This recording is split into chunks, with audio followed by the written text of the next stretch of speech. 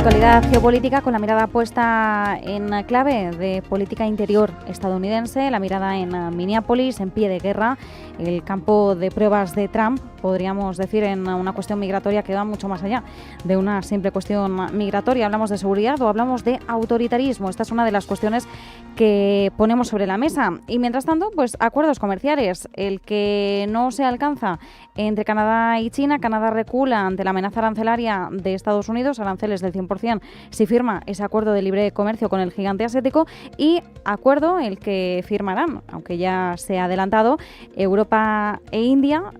Podríamos hablar de un pacto anti-Trump, un golpe al orden comercial de Estados Unidos, y también con la mirada puesta en esa cuenta atrás, porque bueno, ya nos queda menos de un mes para que se cumpla el 4º aniversario de guerra entre Rusia y Ucrania. Zelensky ha confirmado nuevas reuniones, un nuevo encuentro trilateral, presumiblemente este domingo, con Rusia, Ucrania y Estados Unidos como mediador.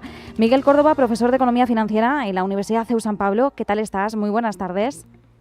Hola Marta, encantado de estar con vosotros. Buenas tardes. Muchas gracias por acompañarnos como siempre, y gracias también Miguel Ángel Melián, analista internacional, consultor de asuntos públicos. Muy buenas tardes también, muchísimas gracias por acompañarnos.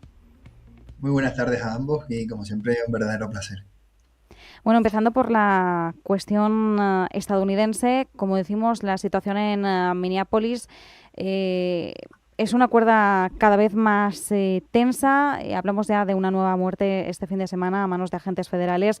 La presencia de esos 3.000 agentes del ICE, muertes de civiles, está transformando la seguridad en conflicto social. Se habla de un miedo, de un terror a pisar la calle por resultar herido o disparado de muerte. Claro, aquí la línea entre seguridad y autoritarismo cada vez es más difusa. ¿Puede considerarse seguridad lo que está ocurriendo en Minneapolis y el propio despliegue está siendo ahora mismo sujeto bajo cuestión de los jueces federales por posible violación de la Constitución? Miguel, ¿cuál es tu perspectiva?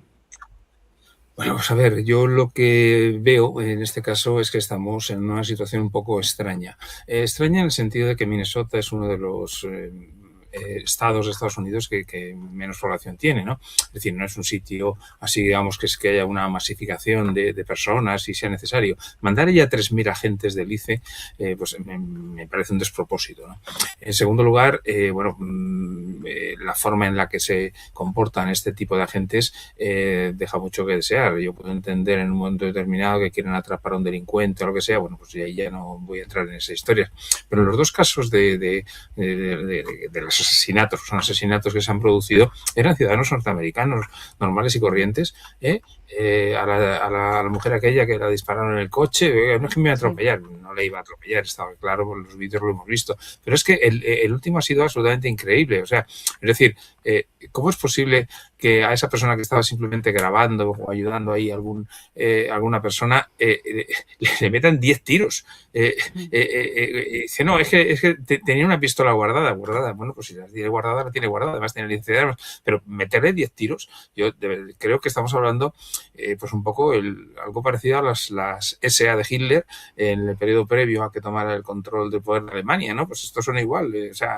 El ICE es algo parecido, es una serie de matones que van por ahí haciendo barbaridades y que encima llevan placa.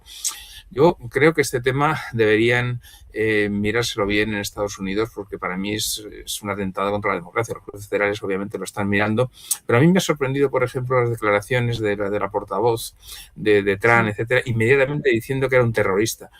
Sí. En fin, estamos hablando de un enfermero que estaba simplemente grabando unas imágenes. Es decir, yo no puedo prejuzgar cómo se vive en Estados Unidos.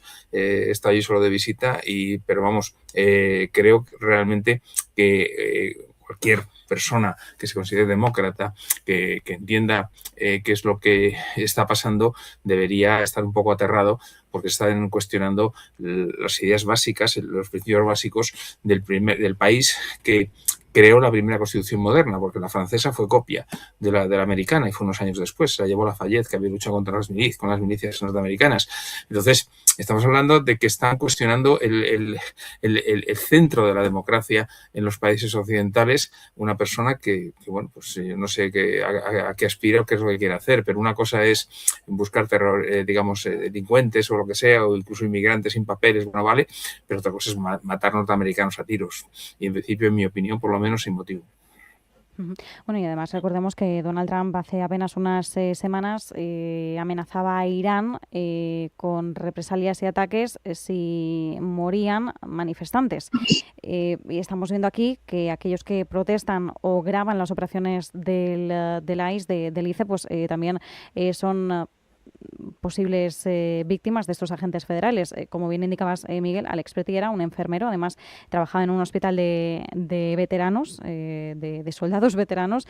Ha sido, pues como decíamos, tiroteado hasta la muerte. Probablemente muchos, por desgracia, hemos visto ese vídeo, son duras imágenes, pero él estaba desarmado, apuntaba con un móvil, que era porque estaba grabando, y aunque portara un arma, en el estado de Minnesota ya se ha indicado, esto es legal, no la estaba empuñando, simplemente la portaba encima, y podemos entender también el motivo por el que la llevaba encima, visto lo visto.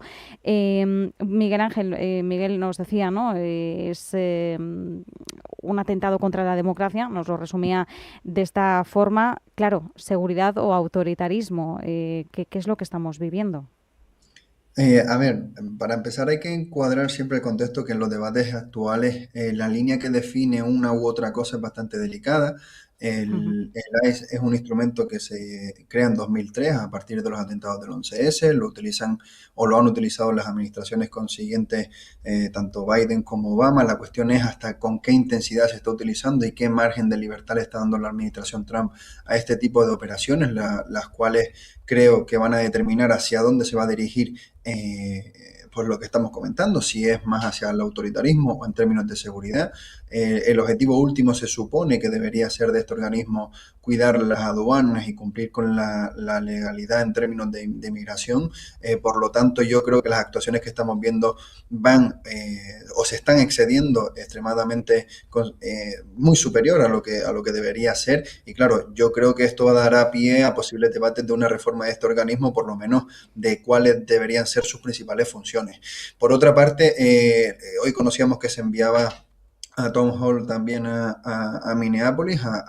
Yo creo que va a intentar reducir la intensidad de lo que está pasando actualmente en este estado, porque si no puede tener uno de los máximos problemas de cara en términos tanto de seguridad nacional como de popularidad de cara a las midterm, que recordemos que están en noviembre, y actualmente la mayor parte digamos, de todo las encuestas les da la mayoría a los demócratas. Por tanto, estamos viendo que a lo de Einstein, que hemos estado escuchando estos meses, se le está sumando este tipo de actuaciones más que polémica a nivel estatal. Y ya se está viendo del despliegue militar, también de esa utilización de la segunda enmienda de la Constitución estadounidense para que según qué grupos, tanto de izquierda, de extrema izquierda, de extrema derecha, armando. Es decir, es un contexto bastante complejo, bastante peligroso y sobre todo muy, muy, muy dado a los errores de cálculo que pueden llevar a situaciones mucho peores. Bueno, y además sabemos también que cuál ha sido la respuesta local, esas protestas. Hay una tensión cada vez más clara entre los líderes demócratas, pues sin ir más lejos, el gobernador Tim Walz, incluso también el gobernador californiano Gavin Newsom, ese tira y floja entre demócratas y la administración Trump. ¿Hasta qué punto, Miguel, también teniendo en cuenta que en Estados Unidos ya empieza a sentirse ese ambiente preelectoral, tenemos las elecciones de medio mandato, esas midterm, aquí quien controle la narrativa nuevamente va a tener probablemente ese poder? ¿Podemos anticipar que lo que está ocurriendo ahora en Minneapolis, este conflicto, podría pues también recalibrar, ¿no?, la opinión pública, la relación entre demócratas y republicanos, ese aumento también de una retórica de ataque, de campaña entre unos y otros? ¿Cuál es el germen, ¿no?, el ambiente que se está gestando ahora de cara a esas elecciones? Bueno, ahí ya todo dependerá un poquito un poco de la idiosincrasia del pueblo americano. Está claro que en el medio oeste o en el sur no es lo mismo que en la costa este o en la costa oeste. Es decir, tú vas a vivir a Nueva York o a San Francisco y, bueno, pues oye, tienen sus cosas, ¿no? Pero realmente te sientes relativamente cómodo siendo europeo. Si te vas a, pues eso, a Alabama, a las Dakotas, a Arkansas, pues probablemente tendrás que tener cuidado, porque ahí las cosas son otro tema, ¿no? Entonces, yo sigo pensando que en los estados, ese tipo de estados que no son precisamente, están llenos de premios Nobel, pues yo creo que van a seguir votando claramente a Trump. Porque yo distingo entre lo que es el Partido Republicano y lo que es el trumpismo. Es similar a España, no es lo mismo el Partido Socialista que el sanchismo, son cosas diferentes, ¿no? Entonces, bueno, pues yo creo que son trumpistas, por lo que sea, y van a seguir votando pues a sus senadores y a los congresistas, ¿no? En el midterm. Yo he leído hoy, no sé si se ha confirmado, que el candidato republicano precisamente de Minnesota ha dicho que no se va a presentar, porque ha visto el asesinato. Para mí es un asesinato lo que ha ocurrido con este enfermero, pues ha dicho que él no está de acuerdo con eso y que ya deja de ser candidato republicano. Probablemente Trump buscará un trumpista que lo sustituya, ¿no? Yo sí quiero creer, de verdad, que los norteamericanos, la mayor parte, son demócratas, son personas que quieren que sigamos el mundo occidental, los países de ser aliados nuestros y funcionar conjuntamente a todos los niveles y que esto deberá pasar. Evidentemente estamos en el año 2 de Trump, ya veremos cuánto dura esto, porque también tiene 80 años, que bueno, que habrá que ver cómo está, y hay gente que dice que no está precisamente en su mejor forma física, ¿no? Pero ya veremos, ¿no? Pero vamos, yo sinceramente creo que de cara a estas elecciones los americanos se lo van a pensar bastante. Creo que no lo están haciendo bien. Creo que Trump se ha dado cuenta en las últimas 48 horas de que no se ha llevado bien este asunto por sus colaboradores y precisamente por eso ha mandado a esta persona, a ese famoso zar de la frontera, para ver cómo lo reconduce y cómo lo hace, porque evidentemente tiene que dar otra imagen. O sea, la imagen que están dando es que está ahí asesinos con placas sueltos por las calles, y yo no creo que en un país que siempre se ha sentido orgulloso de ser demócrata, esa imagen le vaya a favorecer de cara a las elecciones de midterm. Por cierto, Miguel, ya que citabas al candidato republicano, es Chris Madel, efectivamente se ha retirado denunciando las represalias contra la población. Dice que no puede ser formar parte de un partido que haga esto, y de hecho incluso asesora a la gente que mató a René Wood, porque él es un abogado conservador, así que bueno, se ha retirado efectivamente porque no quiere formar parte de esto. Y citabas al zar fronterizo. Aprovecho, Miguel Ángel, para preguntarte por él, porque claro, ¿qué significa o qué significado tiene más bien la decisión de Trump de enviar a Tom Homan en este momento, ¿no? ¿Hasta qué punto también puede ayudar a calmar la situación o, por el contrario, intensificarla? Hay muchas críticas a Kristi Noem. También, ¿qué significa para Kristi Noem que entre en acción Tom Homan? Desde mi punto de vista, yo creo que acaba de enviar a uno de sus personajes más fuertes, que más utilizó también en la campaña de las presidenciales de 2024, para intentar dar marcha atrás. Yo creo que va a intentar afianzar o reducir la tensión porque es necesario. Estamos hablando de un estado que apenas supera el 9% de población que es migrante. Por lo tanto, no está acorde a la media del resto de estados, que se sitúa en 13, 14, incluso el 15% de población migrante respecto a la población total. Desde mi punto de vista, creo que la narrativa va a seguir fomentando esa justificación por parte del ICE de todo lo que está haciendo en estas redadas, como estamos hablando también del posible candidato a gobernador del estado de Minnesota se retira, abogando o justificando esta retirada, calificando estas operaciones como un desastre total. Y yo creo que va a haber esa dicotomía. Por una parte, de puertas adentro, envía a Tom Homan para intentar reducir, calmar la tensión e intentar reconducir todo lo que ha acontecido en estas semanas para que no le afecte tanto en su política de seguridad interior, y al mismo tiempo vamos a seguir viendo tanto a Donald Trump y a sus gabinetes más cercanos afirmando que el ICE está haciendo las cosas bien, cuando es muy difícil de defender en términos narrativos, y como estamos comentando, de cara a las midterms se le complica aún más, porque tienes esta derivada también que se suma a todas las polémicas del caso Epstein, y por tanto un entramado bastante complejo de manejar. Pero yo creo que acaba de enviar a una persona fuerte y de su círculo más cercano para intentar calmar las cosas de la mejor manera posible. Veremos si es así, si ese es el resultado que se obtiene, velando sobre todo por la seguridad de la ciudadanía, su tranquilidad y disipar los temores que hay ahora, incluso de salir a la calle. Cambiando de tercio, acuerdo entre Europa e India, que sabemos que se firma este martes en Nueva Delhi. ¿Hasta qué punto es un golpe al orden comercial de Estados Unidos? Podemos hablar de un pacto anti-Trump. Miguel, ¿cuáles son los matices, ¿no? Porque es verdad que al inicio del programa pues hemos recordado que representa cerca de una cuarta parte del PIB mundial, mercado potencial de 2.000 millones de consumidores, un comercio bilateral que ya de por sí supera los 136.000 millones de dólares anuales, pero bueno, al final hablamos de algo más allá de las cifras, ¿no? Reducir dependencias, diversificar alianzas, blindarse frente a un entorno comercial que cada vez, como sabemos, está más fragmentado. ¿Qué implica ahora este acercamiento Europa-India? Bueno, es una política, en mi opinión, que es la adecuada y la que ya hemos comentado en otras ocasiones. Es decir, vamos a ver, tenemos un señor que cada vez que se levanta por la mañana dice, a ver, mando un tuit y ¿con quién me meto?, ¿no? Entonces, esta vez le ha tocado a Canadá, ¿no? Que le ha dicho que la ponen del 100% si se le ocurre acercarse a China. Hombre, es ridículo que a un país soberano otro le diga esas cosas, ¿no? Más siempre cuando son aliados. Vamos a ver, es cierto, y lo reconozco, que en el caso de Estados Unidos, el NAFTA, que es un acuerdo trilateral que existe entre México, Canadá y Estados Unidos desde hace 20 y tantos años, pues funciona. Imagino que tendrá cláusulas para que un acuerdo de libre comercio con alguien que es potencialmente un competidor como es China, pues a lo mejor haya restricciones. La verdad es que no lo conozco, evidentemente son unos libros, unos acuerdos que habrá que analizar, ¿no? De hecho, Canadá yo creo que ha dicho, no, oye, vamos a seguir esas cosas específicas que tenemos de importaciones, exportaciones, y no es un acuerdo de libre comercio, con lo cual parece que eso ya se ha tranquilizado. Pero en el caso de Europa, que pues, evidentemente no tenemos ningún NAFTA ni ninguna cosa de estas, y que además Trump nos intenta vapulear siempre que puede, pues bueno, pues lo que está muy claro es que tenemos que buscar otros socios comerciales, ¿no?